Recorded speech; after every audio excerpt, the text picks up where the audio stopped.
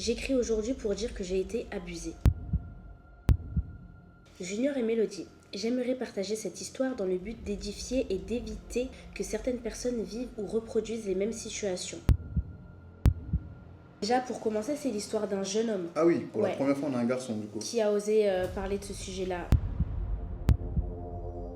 Hello people of God. On espère que tout le monde va bien et que tout se passe au mieux possible pour vous. Aujourd'hui, on se retrouve pour une nouvelle vidéo de notre concept Il était une fois.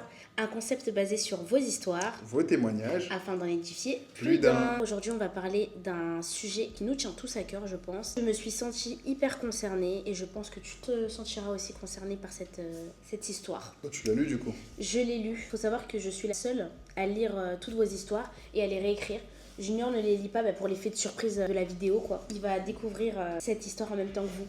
Let's go. Donc déjà, pour commencer, c'est l'histoire d'un jeune homme Ah oui, pour la première fois, on a un garçon du coup. qui a osé parler de ce sujet-là et j'apprécie énormément. Donc tenez-vous prêts. Juste avant de commencer cette vidéo, on tenait à vous remercier pour l'intérêt que vous portez à nos vidéos. Pour créer plus d'engagement, je vais vous demander de liker, de partager et surtout le plus important, de vous abonner à notre chaîne YouTube. Et si vous êtes avec nous pour cette cause, laissez un cœur violet en commentaire. Bonne vidéo. Je suis fière que ce soit un jeune homme qui nous ait écrit à propos de ce sujet-là. T'es prêt? Ready? Junior et Mélodie, j'aimerais partager cette histoire dans le but d'édifier et d'éviter que certaines personnes vivent ou reproduisent les mêmes situations. J'écris aujourd'hui pour dire que j'ai été abusée. Aujourd'hui, je me porte bien et je ne me considère pas comme traumatisée. Tout a commencé lorsque j'avais 5 ans. Vous savez, en Afrique, on vit souvent au milieu d'une grande famille avec beaucoup de cousins, de cousines, de frères et de sœurs, parfois tous réunis dans un même environnement. C'est vrai. 2 personnes qui étaient soi-disant mes cousines ou mes tantes, je ne sais plus exactement quel lien parenté elles avaient avec moi, ont emménagé avec nous. L'une était à l'université, l'autre à l'école secondaire.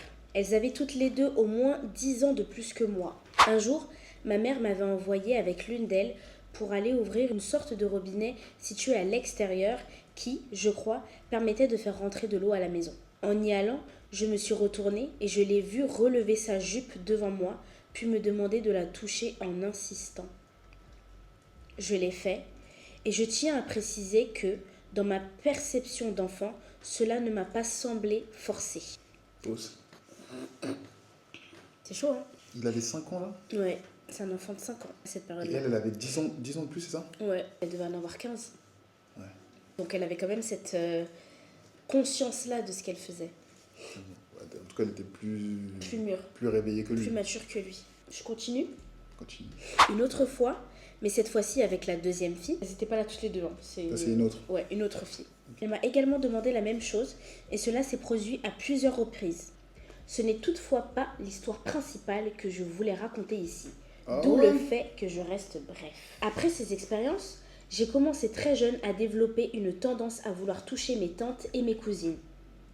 Ça c'est chaud. J'ai ensuite eu une autre cousine, elle aussi à l'université, qui couchait avec moi. J'avais toujours 5 ans. Un jour, il n'y avait qu'elle et moi à la maison et elle m'a appelée pour recommencer. Je ne voulais pas car je regardais ma série préférée à la télévision. Un petit qui regarde la télé quoi, il n'a pas le temps pour ça. Elle m'a alors pris et m'a forcé à coucher avec elle. Je me suis débattue, j'ai pleuré, mais rien n'y fait. C'est du viol là? C'est du viol. Nous avons continué à coucher ensemble jusqu'à ce que j'ai environ 12 ans. C'est une dinguerie, hein. L'enfance d'autrui a été gâchée. Ce qui est bien déjà dans la vidéo, c'est qu'il dit au début qu'il n'a pas de séquelles par rapport à ça et qu'aujourd'hui il est bien, tu vois. Donc il a bien prévention pour le début, mais c'est... Ouais, mais c'est chaud chaud. quand même. Hein. C'est chaud. Pendant toutes ces années, durant les rapports, elle me disait « Fais le bien, comme ça tu vas commencer à bien le faire avec ta femme. » N'importe quoi. N'importe quoi. Et elle lui disait aussi « Ne dis pas ce qui se passe entre nous, parce que sinon tes parents vont te frapper. » C'est une dinguerie de dire des trucs comme ça. Voilà un peu l'histoire que j'ai voulu partager. Aujourd'hui, j'ai 19 ans et je ne vis avec aucun traumatisme. Gloire à Dieu. J'ai juste cru que j'avais le sida et que j'allais mourir, vu qu'à l'école, on lui racontait comment ça se transmettait. Du coup, il a paniqué, il s'est dit qu'il avait le sida, mais non, il n'a pas le sida.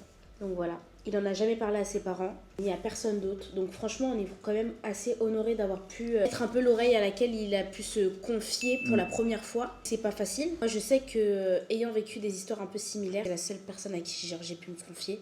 Et je sais très bien que c'est pas facile de se confier sur ce genre de choses. Comme il a dit, il a pas de questions, il a déjà ses réponses, il voulait juste faire de la prévention. Ah oui, j'ai pas ajouté, mais il dit aussi que c'est bien plus tard qu'il a réalisé que c'était une agression sexuelle.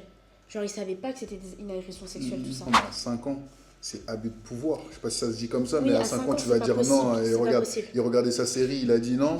Elle a pris quand même de force. Tu vois, Ouais. elle a vraiment, là, on est vraiment dans le Ouais, viol. ouais. Tu Oui, vois, oui. jouer un peu de son manque de connaissances, tu vois. Donc, vas-y, fais-le. Elle le brutalise, elle le fait Parce de qu'il est force. plus elle petit, le- il a pas assez de force pour se Exactement. défendre. Mais c'est important surtout de pouvoir en parler à quelqu'un. C'est pas de ta faute, c'est de la faute à la personne qui t'a causé du tort. Moi, je suis très honoré et très content d'être le canal, en tout cas notre chaîne YouTube, d'être le canal de pouvoir partager ça. C'est une première déjà. Même nous, quand on a fait le concept, on s'était dit, il était une fois, c'est tu partages ton témoignage et ensuite on apporte des réponses ou tu vois, des réflexions par rapport à la Bible.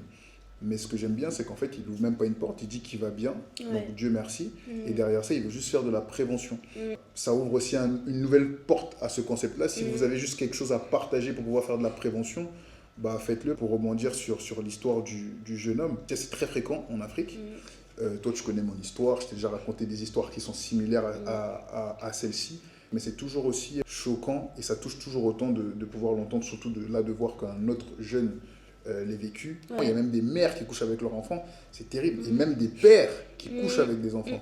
Donc ouais, c'est quelque chose d'assez fréquent en Afrique. Moi, le message que je pourrais faire passer, et pour le coup, c'est juste un message de sagesse, je dirais plutôt à ce jeune homme-là, ou quelqu'un qui est dans le cas de ce jeune homme-là, de pouvoir, à cet âge, comme lui, il a pris conscience des choses, c'est de pouvoir du coup en parler. Et quand je dis en parler, là, il est passé par notre canal, mais d'en parler à la famille, d'en parler à la mère, d'en parler à son père. En tout cas, une personne qui est proche de lui, dans sa famille, de confiance, sur lesquelles il n'y aura pas non plus de répercussions. Et ça aussi, il faudrait que les familles africaines, pour faire simple, quoi, évoluent là-dessus, parce que dès qu'un enfant va oser dire quelque chose comme ça, qui va causer du tort, entre guillemets, à un oncle, à une tante, etc., les parents ont tout de suite l'affront avec l'enfant. Ils vont commencer à le blâmer, le frapper, ou ne pas vouloir l'écouter, parce qu'on considère que l'enfant, il dit des bêtises, entre guillemets, tu vois. Et il y a beaucoup qui se retrouvent dans ce cas-là. Regarde, la preuve en est que sa tante, elle a joué de ça en disant que si toi, tu vas raconter ça, bah, tes parents vont te frapper toi, en fait. Et c'est comme ça que l'enfant, en fait, il est piégé là-dedans, à ce si jeune âge-là. Je trouve ça intéressant que tu parles de la famille. Je trouve que c'est vrai. En Afrique,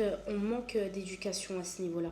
Que ce soit la sexualité, je trouve que c'est pas... C'est tabou, en fait. Moi, du côté de mon papa, on n'en a jamais parlé, genre. Mais genre jamais, tu vois. Avec ma mère, on était un peu plus ouverts. Donc, plus facile pour se confier. Mais avec mon père, je sais que c'est carrément tabou. À certaines heures, tu te retrouves pas entre frères et sœurs à regarder des films, genre. Tu vois, juste ça, tu vois. En fait, tu te dis, mais pourquoi il te laisse pas regarder des films ? C'est juste mon frère, en fait. Mais en fait, tu te rends compte que oui, il se passe beaucoup de choses comme ça. Je pense aussi qu'il faudrait que les familles puissent avoir une meilleure relation avec ce genre de sujet-là, parce que malheureusement, vos enfants sont victimes de ce genre de choses. Soit vous les croyez pas, soit vous passez au-dessus juste pour ne pas, comme tu dis, rentrer en conflit avec la tante, l'oncle, un tel. Et ça, je trouve ça hyper honteux. Franchement, limite, ça donne envie de vomir, en fait. Plus tôt c'est fait, mieux l'enfant comprendra, en fait. Pour faire la petite parenthèse avec ma fille, regarde, elle à l'âge qu'elle a que 2 ans, on lui dit, faut cacher la foufoune. Ouais, c'est vrai. Les fesses pas en l'air, déjà, même quand elle danse en rigolant, moi je suis en train de dire non, bouge pas tes fesses, ou c'est pas comme ça pour rigoler, c'est une enfant, elle comprend pas encore, mais il y a déjà ce truc-là. Donc la plupart des choses dans l'éducation africaine, il y a beaucoup de choses que je ne reprendrai pas. Après, ce qui est bien, encore une fois, moi j'ai eu les 2 éducations. Donc je sais ce que je vais prendre de bien et de pas... Enfin, ce que je vais prendre de bien et ce que je vais rejeter, ce que je ne vais pas prendre, tu vois. C'est une chance d'avoir eu les 2 éducations du coup. Parce que dans l'éducation française, il y a plein de choses qui sont aussi dégueulasses et plein de choses qui ne sont pas aussi bien et carrées, tu vois. En tout cas, moi je dirais juste que en tant que parent aujourd'hui, on devrait être déjà à même, pour nous les jeunes parents, être à même de pouvoir changer les choses. Le message en tout cas que je veux faire passer, c'est on peut changer les choses si on s'y prend tôt. On est les parents qui allons faire les générations de demain. Plein de gens se donnent des excuses en disant que de toute façon ça a toujours été comme ça depuis la nuit des temps, qui êtes-vous pour truc. Moi je préfère faire ma vie en me disant que demain si je meurs, bah, dans l'histoire de ma vie et l'histoire de ma famille, j'ai fait les 1%. De choses que les gens ont dit traditionnellement ça ne changera pas et aujourd'hui je préfère appliquer ça jusqu'à ma mort, que les gens se souviennent de moi pour ça que d'être quelqu'un qui vient et qui dit bah ça a été toujours comme ça, bah du coup fais-le, c'est pas grave, tu vois. Étant donné qu'il n'y a pas de réflexion à apporter, on vous laisse nous dire en commentaire ce que vous en avez pensé. S'il y a des personnes qui ont déjà vécu ça, s'il y a des personnes qui sont victimes de ça, n'hésitez pas à nous écrire en privé si vous voulez rester C'est anonyme. qu'en général, on entend souvent que ce sont les femmes qui subissent ce genre de choses, Yes. parce qu'en fait, les hommes, eux, se taisent. Et aujourd'hui, on a eu un homme qui a su parler de son histoire à lui, de ce qu'il a vécu, et je trouve ça vraiment honorable. Une de ces choses-là aussi que j'ai vécu et que j'ai vu de mes propres yeux. Quand j'étais en Afrique, je vivais chez mes grands-parents. On avait un oncle qui venait tout le temps de France et qui venait passer 10, 15 jours, une semaine, un mois chez nous en fait. Et cet oncle-là, il avait pour habitude de me faire dormir avec lui. Et il me racontait plein d'histoires. Il me parlait de la France, etc. Donc moi, quand j'étais en Afrique, j'aimais bien qu'on me parle un peu de la France. Ça me faisait rêver de venir en France, etc. Un soir, je dormais au salon. Je m'étais endormi devant une série, pareil. Il était rentré tard ce soir-là. J'ai cru que j'allais rester dormir sur le canapé. Maintenant, il m'a pris avec lui. Il m'a ramené dans sa chambre et tout. Tranquille, il n'y a pas d'histoire de fou par rapport à moi, Dieu merci. En gros, je m'endors avec lui le soir et j'ai commencé à entendre des gémissements à côté de moi et tout. Je me réveille discrètement et quand j'ai tourné la tête, j'ai ouvert l'œil discrètement et j'ai vu en fait que cet oncle-là, il couchait avec notre gardien. Et j'étais super choqué. À côté de toi. À côté de moi. J'étais vraiment, vraiment choqué de ça en fait. Pourquoi je raconte cette histoire-là, c'est que pendant qu'ils étaient en train d'avoir des rapports, le gardien était tenu par une pression parce qu'il disait que s'il allait le dire ou le répéter, mon oncle aurait dit au patron de le virer parce qu'en gros, il prenait son argent, enfin il lui donnait de l'argent, etc. Du chantage. Il lui faisait du chantage. Donc il faisait du chantage pour pouvoir coucher avec le gardien. Tout ça pour dire que d'une certaine manière, c'est courant en Afrique. Parfois, certains sont juste tenus par la peur, par la pression quoi. Et voilà, en tout cas, je suis de tout cœur avec toi. On te souhaite plein de bonnes choses dans ta vie et j'espère que même si tu n'en es pas traumatisé, que ça t'a fait du bien de pouvoir le raconter. En tout cas, si vous soutenez cette cause avec nous, n'oubliez pas de nous mettre un petit cœur violet en commentaire. On vous fait de très gros bisous et on se retrouve bientôt pour une nouvelle vidéo. Bonne Bisous. soirée, bisous.